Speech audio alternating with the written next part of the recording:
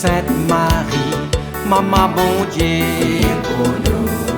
Saint Michel, tout bon ange bon Dieu, pour nous. Saint Jean-Baptiste et Saint José. Bonjour à tous mes frères et sœurs mauriciens d'ici et d'ailleurs. Merci de nous rejoindre nous dans le programme Un Saint chaque jour. Dans ce programme-là, nous pouvons l'occasion de faire un peu connaissance avec ban saint, qui l'Église invite nous pour célébrer chaque jour. Et nous pouvons demander aux autres, prier pour nous et intercéder pour nos familles. Aujourd'hui, le 22 octobre, l'Église invite nous à célébrer mémoire Saint Jean-Paul II. Saint Jean-Paul II dit patron de la famille, patron de la zen, patron de pèlerin, patron de journaliste. Et nous saluons Jean-Paul, Carole. Le 13 mai 1980, la place Saint-Pierre à Rome baignée de soleil. Ban fidèles de là en grand nombre. Ban drapeau, ban pavillon peut flotter dans l'air. Ban chant de louange, ban la prière peut lever. Et soudain, le silence brisé par des coups de feu. Le pape Jean-Paul II l'y effondré, touché par plusieurs balles, les grièvement blessés. Le monde entier retenait ce souffle. Ban caméra, je te recommande un choc. Ban prière commence à monter et ban équerre commence à serrer. Ce jour-là, l'histoire basculait. Le successeur de Pierre, pasteur universel, lit entre la vie et la mort. Mais comme toute attente, les survivent. Et ce n'est pas seulement sur le corps qui relevait, mais c'est sur l'âme aussi qui élevait. Quelques mois plus tard, Jean-Paul II, pour faire un geste qui peut bouleverser le monde, il pardonne publiquement son agresseur, Mehmet Ali Agca. Il peut même jusqu'à visiter en prison pour causer avec lui, pour guetter dans ce ligier avec la paix surnaturelle. Sa pardon-là, ce n'était pas une stratégie politique qu'il est parti porter. C'était un témoignage de la foi, un acte de miséricorde radical, l'incarnation vivante même de l'Évangile. Jean-Paul II transforme cette épreuve-là en une offrande spirituelle, un message universel. La haine capable de vaincre par l'amour, nous capable de vaincre la haine par l'amour. La violence, nous capable de vaincre par la paix. La blessure, nous capable de vaincre, guérir par le pardon. Cet événement-là, il révèle la profondeur mystique de sa sainte du XXe siècle. Il n'est pas content, il prêche la miséricorde. Il fait vivre dans la chair.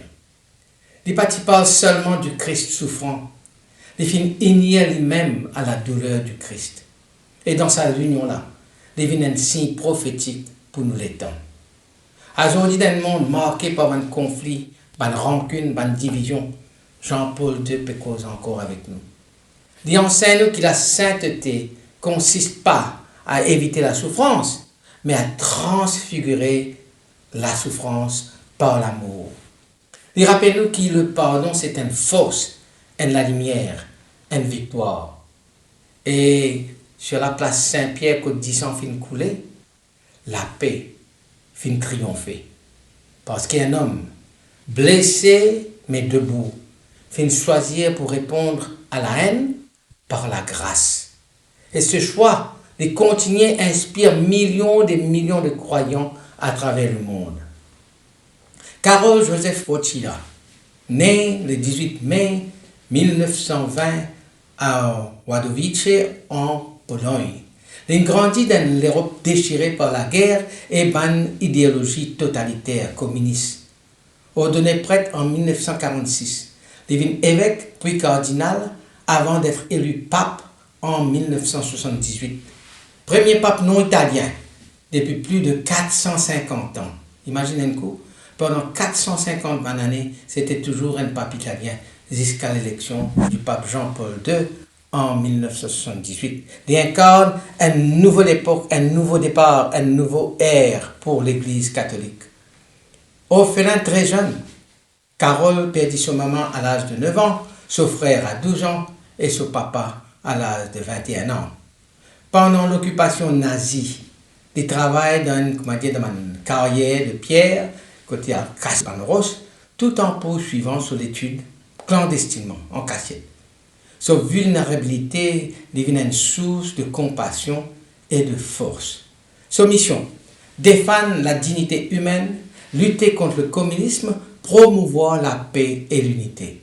Il pour parcourir le monde, il pour visiter 129 pays, souvent au prix de sa propre santé. Je te racontais que pendant une visite en Pologne, il dit cette parole-là, il dit que votre esprit descende, que votre esprit descende.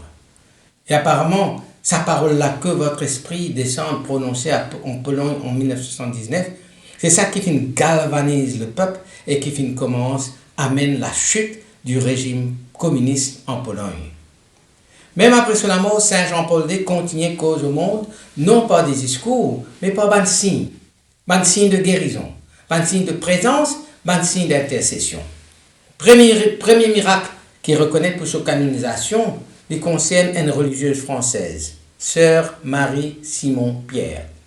En 2005, il fut atteint de la maladie de Parkinson, même maladie que le pape qui a affaibli le pape dans ces dernières années. Ce quotidien de la sœur divine en la lutte sur le corps en fardeau. Mais dans la nuit du 2 au 3 juin, après qu'il finit prier avec ferveur et il finit demander l'intercession du pape défunt, les réveiller guéris. Les tremblements finissent arrêtés. Et les écrire, les marcher, les vivre. Van médecin même déconcerté. L'Église reconnaît ce miracle-là comme un signe clair de la puissance spirituelle de Jean-Paul II, désormais proche de Dieu. Second miracle est arrivé en 2011 à Costa Rica. Une femme qui souffrait d'un grave traumatisme cérébral, un pronostic bien sombre. Sa famille, dans la détresse, tourne vers Jean-Paul II et le priait avec foi. Et comme toute attente, la guérison est arrivée. Inexplicable, soudaine, totale. Par l'examen médical, je ne trouve aucune explication rationnelle pour montrer qui fait sa madame-là une guérie comme ça tout de suite. C'est un miracle également reconnu par l'Église et qui confirme que le rayonnement spirituel de Jean-Paul II il dépasse les frontières, il dépasse les langues, il dépasse les continents. Ces deux guérisons qui viennent arriver après sa mort témoignent de l'intercession puissante de Jean-Paul II, mais aussi de sa présence vivante. Jean-Paul II n'est pas seulement un souvenir, il est un ami du ciel, un pasteur éternel, un témoin de la miséricorde divine. Il continue à accompagner les malades, les familles, les croyants en quête de lumière. Et dans chaque prière murmurée devant cet homme, dans chaque regard posé sur l'image, dans chaque cœur qu'il invoque, il répond avec sa même tendresse paternelle qui marque son pontificat. Ça va le miracle-là, ce n'est pas une exception. C'est simplement une fenêtre ouverte sur la sainteté, une invitation à croire, à espérer et à aimer. Dans un monde en quête de repères, de vérité et de dignité, Saint Jean-Paul II continue cause en nous avec une force qui traverse une génération. Ce courage face à la souffrance, sur la foi inébranlable dans les moments les plus sombres, sur l'amour passionné pour la vérité, fait de lui une figure prophétique du XXe siècle. Il n'est pas seulement un pape, mais il est un pèlerin de l'humanité. Un homme debout au cœur des tempêtes. Un pasteur qui écoute le cri du monde et répond avec l'évangile. Jean-Paul II lui incarne la dignité humaine dans toute sa profondeur. Il défend la vie, la liberté, la famille, les plus faibles, les oubliés. Son encyclique Evangelium Vitae reste aujourd'hui une référence incontournable sur la valeur sacrée de la vie humaine, de la conception à la mort naturelle. Il cause avec une tendresse d'un père, avec une fermeté d'un prophète. Il appelle l'humanité pour redécouvrir le respect de chaque personne comme fondement de toute civilisation. Son engagement pour le dialogue interreligieux, c'est aussi également révolutionnaire. Il donne la main à les juifs, les musulmans, les bouddhistes, les croyants de toute tradition, non pour diluer la foi chrétienne, mais pour honorer la présence de Dieu dans chaque quête sincère, dans chaque recherche sincère. Il vient montrer que la vérité n'est pas imposée par la force, mais elle est proposée dans l'amour. Aujourd'hui, sur l'exemple peut inspirer beaucoup de zen qui trouvent dans lui un modèle de foi joyeuse et exigeante.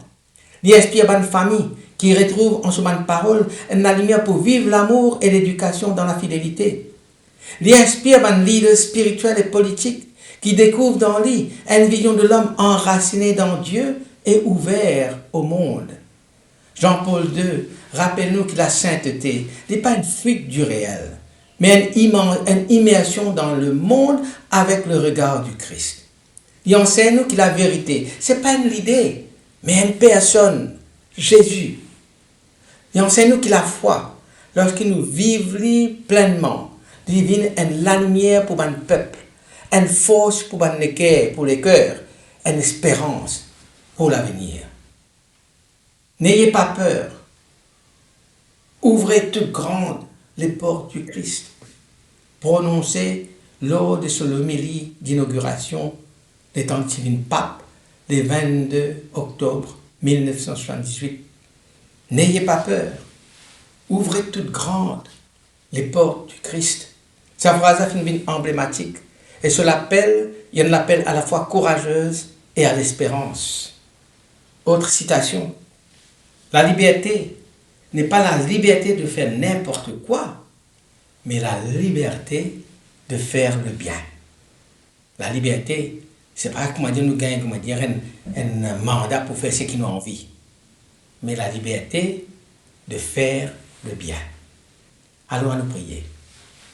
Saint Jean-Paul II, toi qui fais une marche avec courage dans les ténèbres de l'histoire, intercède pour nous, afin qu'il nous vienne un témoin fidèle de la vérité et de l'amour. Apprends-nous pour pas gagner père, pour ouvrir nous les cœurs au Christ et pour servir avec la joie et avec l'humilité. Saint Jean-Paul II, priez pour nous, priez pour nos familles. Amen. Qui bon Dieu bénisse et tous les proches. Qui son esprit habite toujours dans eux, qui les protège partout et toujours. Au nom du Père, et du Fils, et du Saint-Esprit. Amen. Et à demain. Saint-André et Saint-Matthieu, priez pour nous. Saint-Jean, Saint-Marc et Saint-Luc, priez pour nous, priez pour nous, priez pour nous.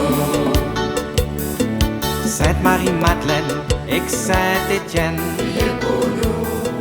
Saint-Ignace et Saint-Laurent,